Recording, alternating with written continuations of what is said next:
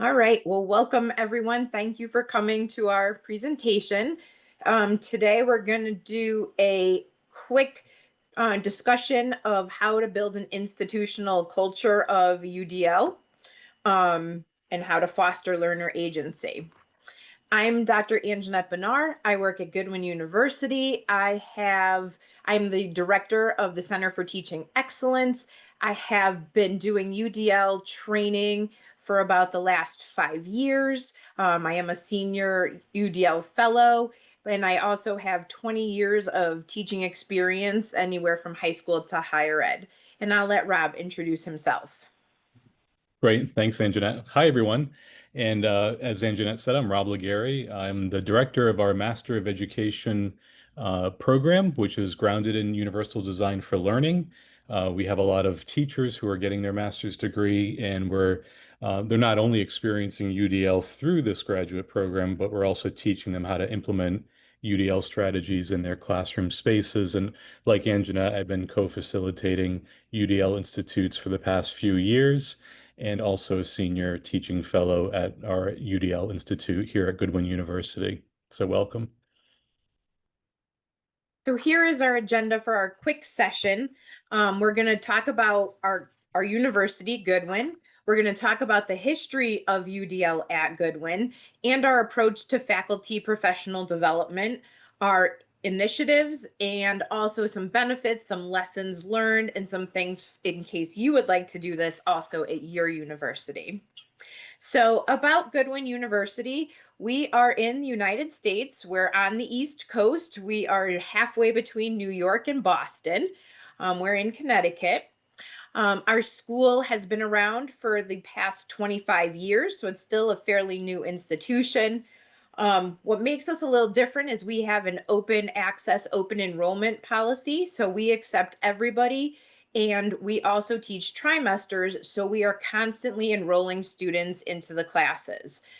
We have trimesters so people could earn their degrees and get into work faster. We offer certificates, associates, bachelor's, and master's degrees. Our student population is very diverse. 59% of them are first generation, and 85% of them are female. Our students are not your typical just out of high school students. They are generally returning to come and, try another career. So the median age is actually 29. Our students mostly come for nursing, and we have a very strong manufacturing program, but a lot of them are in the health services. So let's get started with how Goodwin started with UDL. So in 2016, Goodwin received a Davis grant where they gave us, I think it was $100,000 to run 3 cohorts of faculty training institutes on UDL. That's also the same year that our provost declared UDL as the pedagogy for the university, and that's where it started. So from then on, in 2017 was when the first cohort of faculty were trained, which we're going to talk about each of these aspects a little bit more, a little further on in the presentation. In 2018, we actually started our first local UDL conference and had that 2018 and 2019. Then, of course, the pandemic hit and we went to virtual training. And that's actually been the model we've been using as synchronous online training for faculty. In 2021, a group of faculty got together and they wrote chapters on using UDL in their classroom and their own experiences. And it was published in a book by CAST, and that is out there. In 2022, they decided that it was time to do an advanced UDL. There had already been 30 or 40 trained faculty, and so they wanted to go a little bit deeper. So in this advanced UDL, we took a look at a course. We tried to see where there was evidence of UDL and where you could improve in your course. In 2023, we started a podcast series with faculty in Universal Design for Learning and Higher Education. In 2024 and 2025, we are doing a conference, and we are also currently doing a webinar series 9 and 9, which again we'll talk about when we get a little bit further. Rob? Yeah, so we're going to dive deeper into each of these different sort of activities that we've built capacity around. So the first one is our UDL Faculty Institutes, and as Annjanette has stated, we have currently built 8 cohorts of our Goodwin faculty since 2016, where they go through this 8-session synchronous online experience where they're diving into one of their courses. So it's a job embedded professional learning experience where they're looking at their course from a design thinking perspective, using the UDL framework to address learning barriers and to develop solutions that they can implement really in real time or in the upcoming semesters. We've also offered this UDL Institute to other universities. We've had at least 4 other institutions where we provided this training to them, as well as our magnet school. We have a magnet school at Goodwin, and also our sibling partner school, University of Bridgeport in Bridgeport, Connecticut. We're on our 4th cohort there. So this is where this has really been a driver where we've had other activities sort of follow up with our UDL faculty institutes. Next slide.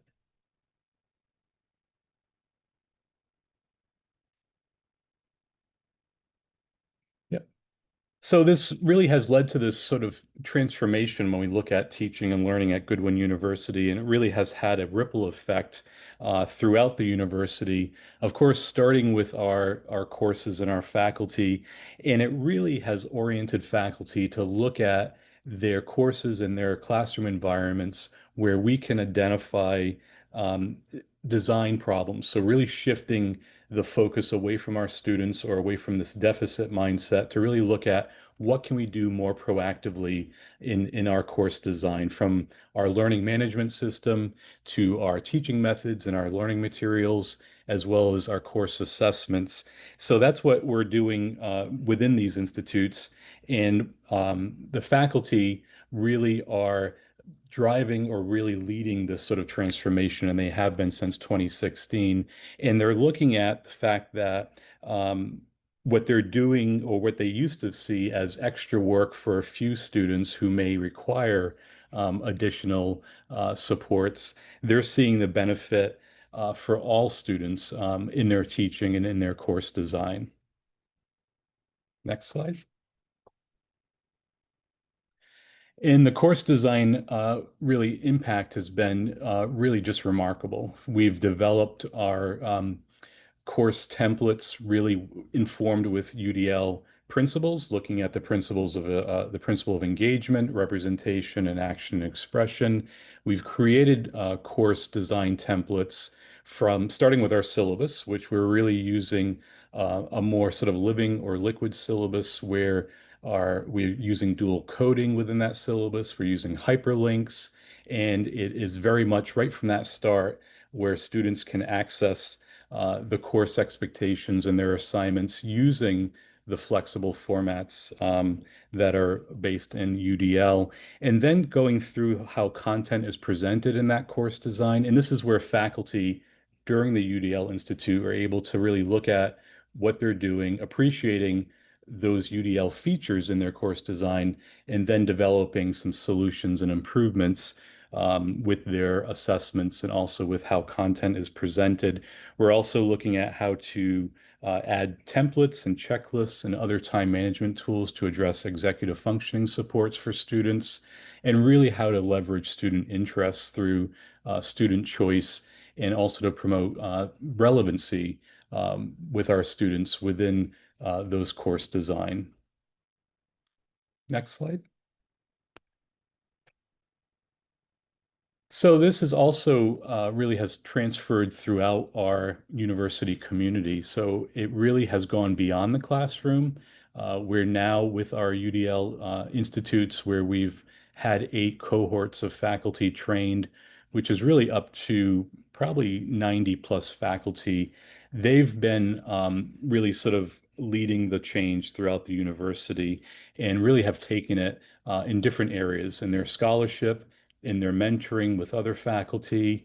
It's also tied in with their promotion process. So as we're looking at effectiveness of teaching and looking at how they're serving the university and also with their scholarship, all of that can have a really sustained and consistent trajectory that's aligned with the UDL development that they've been engaged in while they've been at Goodwin University. It also has led to a webinar series that we can talk a little bit more about where we've been more externally facing. So again, looking at how we can take the lead with other universities and other folks like instructional designers and faculty in the field and really allowing them to apply to this sort of a 9 and 9 webinar series and where they can present what they're doing at their institutions and also sharing with a larger audience. We also have developed a UDL podcast, which is really a community of practice and really extends what faculty have been doing in their courses and kind of providing updates and student success stories, and of course the UDL conference, which Annjanette will talk more about. And it's allowed us to really have partnerships with other institutions. So it's really allowed us to really have a lot of reach throughout higher education. Next slide. We've had 2 publications. So again, many of our faculty through publishing on our university blog platform, they can publish articles and kind of report out what they're doing in their courses and sharing the tangible results of how they've been implementing UDL in their courses. And we've also been very fortunate to have a publication, UDL University, through CAST. And that was published back in 2022. And it really, I think, contains almost 20 separate chapters of our Goodwin University faculty across all disciplines. So it's very much an interdisciplinary perspective on what folks are doing in nursing, manufacturing, liberal arts, education, and really from a first-person perspective, how faculty sort of became engaged in UDL and how they've used it in their courses. So it has a lot of concrete takeaways to be applied in the higher ed space. And then the other publication I was part of was, again, more externally facing. So it was published in New Directions for Teaching and Learning. It was a special issue on UDL, really trying to position UDL implementation in higher education and having folks, instructional designers, faculty, administrators, contribute articles to this publication, to this special issue, really sharing what they're doing with UDL. And this became an impetus for us creating the 9 and 9 webinar series, the free webinar series. So we had these authors also present in the webinar series to, again, sort of extend what they were doing in these articles in this special issue. And then finally, as part of a community of practice, and just to follow up on what faculty are doing since they've gone through the UDL Institute, the professional learning, we created 2 seasons of a UDL podcast, which is hosted on Spotify and other podcast platforms. And they're really 20-minute episodes where our faculty are sharing through an interview format what they're doing as far as how they came to UDL, how they've been applying what they learned through the Institute, and what are their colleagues and students telling them about how their courses have been designed with these different UDL strategies. So it's really a way to empower and to give voice to our faculty, and again, to be more externally facing to the larger audience in higher education. And then the 9 and 9 webinar series, again, we're actually in the middle of our second series, and it's based on the new 3.0 UDL guidelines. So we've extended it from through 2025 into February of 2026, where again, it was an open peer-reviewed process for folks to present in these hour sessions, online synchronous, where they're able to talk about how they've applied a selected guideline in their courses. And really, it's for anyone, in K through 12, but especially in higher education. And each webinar delivers very sort of actionable kind of solutions or takeaways that folks can really sort of gain from that experience. And it's also a workshop format. So it's very interactive. There's polls, there's breakouts, there's a lot of back and forth with the audience and also with the presenters to really share ideas. And a lot more actually happens in the chat function during these webinars or during these workshops where people learn a lot of different tools and strategies from each other. And I mentioned the national conference. So we are in our 4th annual conference. It's just a one-day conference, very local, very intimate and small. We haven't expanded yet. We really like the features of being small, having small breakout rooms. This year's theme is actually Agents of Learning, and it explores UDL, and 8 learner agency. Last year, it had just been a local conference, but last year we actually got people from across the country. And even this year, we have people that are flying in to come to our conference. So I put the QR code there just if you want to take a quick look at it. The website there also links to all of our other things that we have mentioned with the webinars and the 9 and 9s, and I could put that back if anyone has any more questions. So I wanted to bring some student experiences in, and instead of reading it to you, I highlighted some of the main words. So the first one, many tools, makes you think of the principle of engagement. Smaller steps like scaffolding is really action and expression. And we did weekly video announcements. All of this is coming from the students, which, are able to connect better with their faculty because they are able to see them and they can also hear the announcement as opposed to just reading it. Now, we've learned a lot and had a couple challenges during these past 9 years. So, although there's been many benefits, there have been some challenges. First is actually the time constraint. We work trimesters, so it is hard for faculty to commit to a professional development while teaching constantly. Another one is the financial aspect, because with the cohorts, we actually offer a stipend for the faculty. So we want to make sure that there is money available so we can continue to do that. Since we have a variety of programs like nursing and manufacturing, they all have different teaching schedules. So it's sometimes hard to coordinate having trainings where everyone could attend.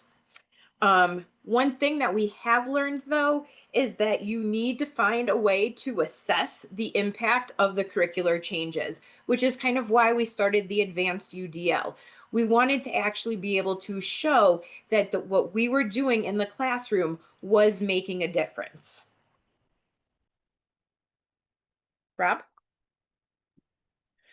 So the recommendations for implementation, I think we've been very fortunate, but it's also been very intentional that our senior leadership, really starting with the president and also with the provost, and down to our deans and program directors, where that commitment to our to UDL training has been very much part of the university structure. As Annjanette said, really the commitment to funding the stipends, as well as looking at flexibility around the schedule, and also where our faculty apply to the UDL institutes. There is this, again, a focus on getting faculty who are highly motivated to be part of this movement and then to share that with other faculty.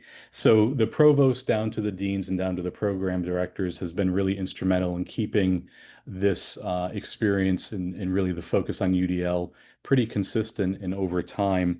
And that's allowed faculty to sort of more organically develop other initiatives. The UDL conference was something that faculty sort of resurrected, and as well as the podcast and also looking at 9 and 9, that has all really engaged faculty in those different activities. So really, what we also do is sort of build it into our promotion process. So UDL is very much sort of privileged based on the criteria for our faculty promotion, where as they develop their portfolios and artifacts, they're able to include the work that they're doing both in professional learning and in their classrooms, as well as in their scholarship, and then to celebrate what faculty are doing and highlight that during our community days, which we have a community day once per semester. So again, it's very much institutional, and it's not just housed in one department or one program, but it's very much supported across the institution. And then the scaling up of UDL, and just really looking at how faculty have really taken the lead with that. So that's where, again, the resource commitment is there, the administrative leadership commitment, but more importantly, faculty take ownership of their UDL development, and really as they're developing courses and as we're talking about any student issues in our various meetings, we really have this sort of shared language, and also this focus on what we can do to improve the student experience, both in our courses and outside of our courses. It's actually, the edges have softened around the academic space and really has moved into our student affairs and student support space with our academic support services and tutoring, counseling, the library, as well as our new student orientation, really have adopted different UDL strategies and practices to be more flexible and inclusive with our students as they're accessing different services, from admissions and financial aid, again, to tutoring and any other supports in the student affairs space. Well, thank you everyone for joining us and listening to our story. Are there any questions that we can answer? Thank you both so much, and for your very good timing on everything. Very nicely done. I'll just hand over firstly to Kylie in the Zoom chat. Are there any questions coming up in there? I have got Slido open and I can see a couple, but I'll pass over to you first, Kylie. If anyone in the online chat wants to ask a question, you can raise your hand. Otherwise, I think everyone's popped them into the Slido.